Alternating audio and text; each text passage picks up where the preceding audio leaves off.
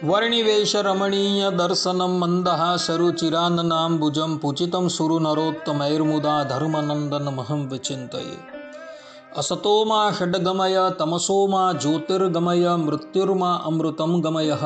ओम शांति शांति शांति।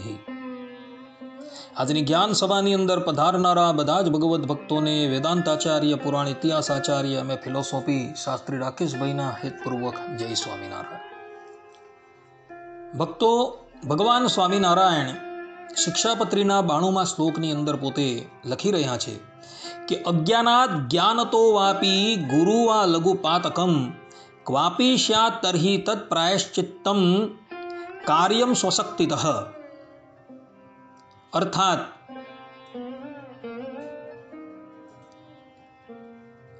ક્યારેક જાણે અથવા અજાણે જો નાનું મોટું પાપ થઈ જાય તો પોતાની શક્તિ પ્રમાણે તે પાપનું પ્રાયશ્ચિત કરવું। ભક્તો, આજે આપણે પ્રાયશ્ચિતની ઉપર થોડી વાત શ્રવણ કરી લઈએ। સર્વપ્રથમ પ્રાયશ્ચિત કોને કહેવાય?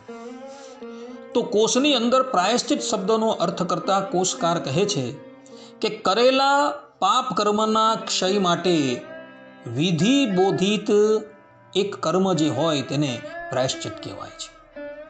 પ્રાયશ્ચિતનો બીજો અર્થ જે છે એ પ્રાયઃ વત્તા ચિત્ત। પ્રાયઃ એટલે તપશ્ચર્યા અને ચિત્ત એટલે નિશ્ચિત। અર્થાત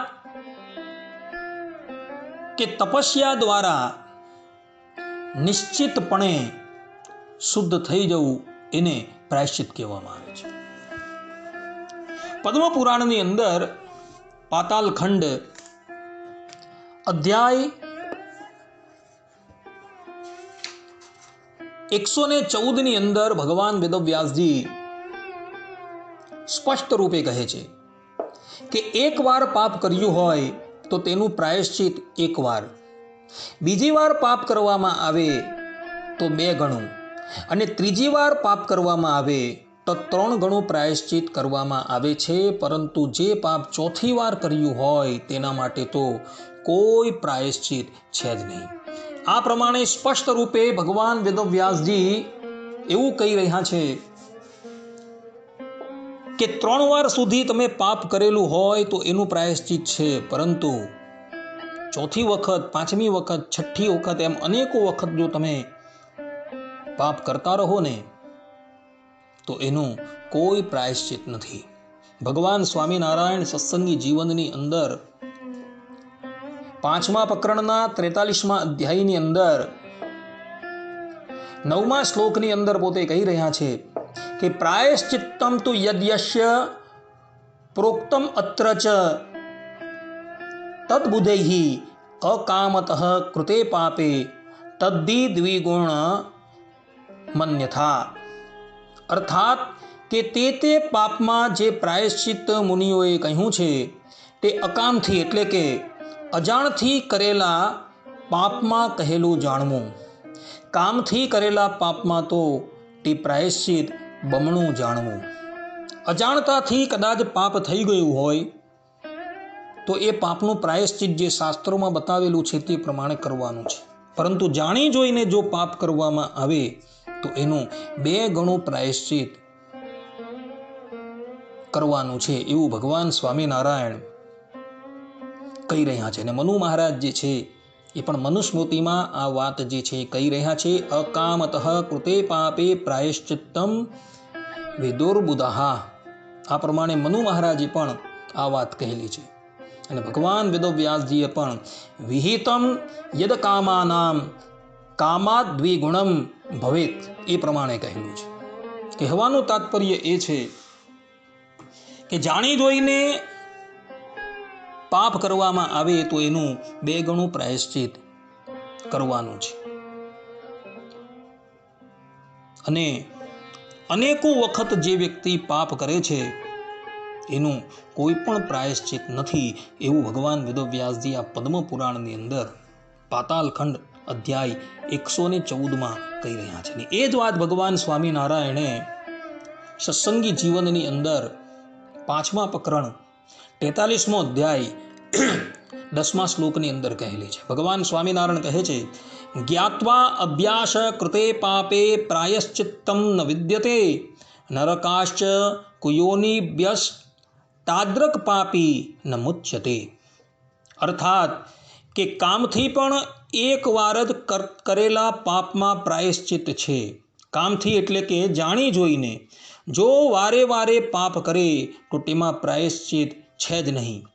તેવો પાપી મરીને નરકમાં પડીને ફરી ભવાંતરમાં કુયોનિને જ પામે છે. તે થકી એની મુક્તિ થતી જ નથી.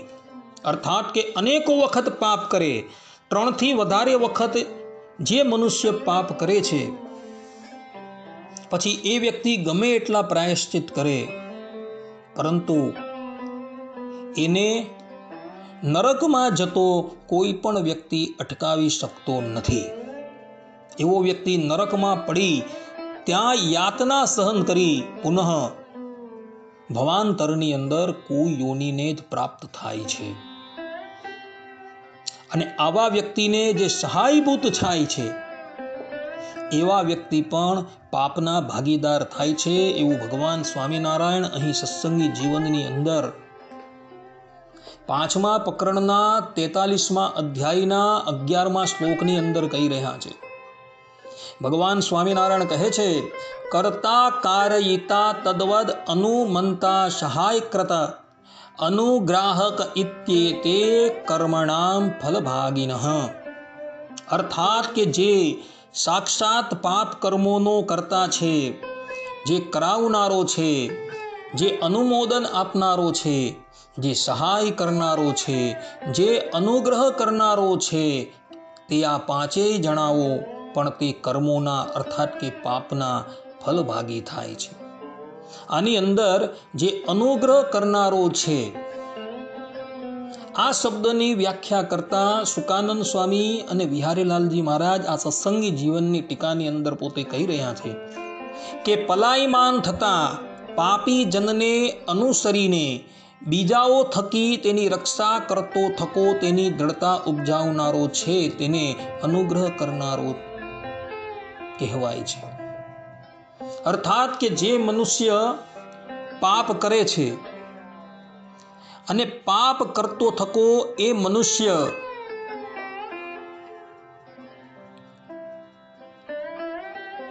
જે છે તેની જે રક્ષા કરે છે, અર્થાત કે પાપીની જે રક્ષા કરે છે, એ મનુષ્ય જે છે એ અનુગ્રહ કરનારો છે.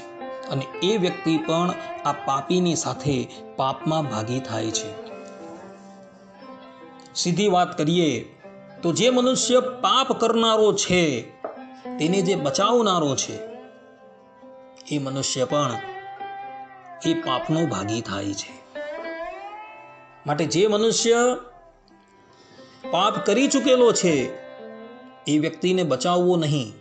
1 વખત પાપ કરેલું હોય, 2 વખત પાપ કરેલું હોય, 3 વખત પાપ કરેલું હોય, તો એને પ્રાયશ્ચિત આપી એને શુદ્ધ કરી દેવો. પરંતુ જે વ્યક્તિ અનેકો વખત પાપ કરનાર છે અને એવા વ્યક્તિને જે બચાવનારો છે, એ વ્યક્તિ પણ એ પાપ કરનારાને બચાવવાથી એના પાપનો ભાગી થાય છે. માટે ભક્તો ખાસ ધ્યાન રાખજો. જીવનની અંદર કદાચ પાપ થઈ જાય તો એ પાપ જે છે એ કોઈ ગુરુજનની પાસે જઈને પ્રકાશિત કરી દેવું, અને એ ગુરુજન તમને જે પ્રાયશ્ચિત આપે એ પ્રાયશ્ચિત કરી દેવું, જેથી તમે શુદ્ધ થઈ જાઓ. અન્યથા એ પાપ 1 વખત, 2 વખત, 3 વખત, 4 વખત, 5 વખત, 6 વખત કરતા રહેશો ને તો પછી એની શુદ્ધિ ક્યારેય પણ થશે નહીં. 3 વખત પાપ કરેલું હોય તો એની શુદ્ધિ થશે, પરંતુ 3 થી વધારે વખત જે મનુષ્ય પાપ કરે છે, એ મનુષ્યની શુદ્ધિ ક્યારેય પણ થતી નથી. આ વાત ભગવાન વેદવ્યાસજીએ પદ્મ પુરાણના પાતાલ ખંડના 114મા અધ્યાયની અંદર ભગવાન સ્વામિનારાયણે સત્સંગી જીવનની અંદર 5મા પ્રકરણના 43મા અધ્યાયની અંદર કહેલી છે. માટે ભક્તો પાપનું પ્રાયશ્ચિત કરી લેજો. અને જે પાપી જે છે એ પાપીને ક્યારેય પણ બચાવતા નહીં. જો એણે પ્રાયશ્ચિત નથી કર્યું તો ક્યારેય પણ એનો પક્ષ લેતા નહીં, અન્યથા તમે લોકો પણ એ પાપથી લિપ્ત થઈ જશો. આટલું કહીને હું મારું આ પ્રવચન જે છે અહીં વિરામ આપું છું. સર્વે સંતુ નિરામયઃ, સર્વે સુખીનો ભવંતુ, સર્વે ભદ્રાણી પશ્યંતુ, મા કશ્ચિત દુઃખ ભાગ ભવેત. અસ્તુ. જય સ્વામિનારાયણ.